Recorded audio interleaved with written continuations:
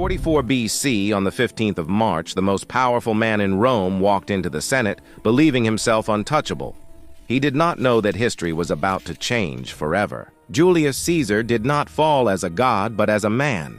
And with his final breath, the stability of Rome collapsed with him. News of Caesar's death spread through Rome like a shockwave.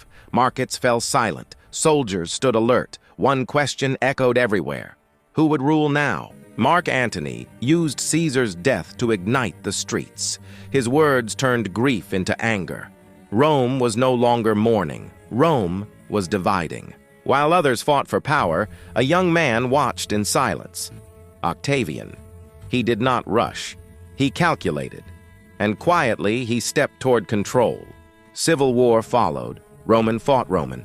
The Republic, once ruled by law and tradition, began to tear itself apart. Caesar's death did not end Rome.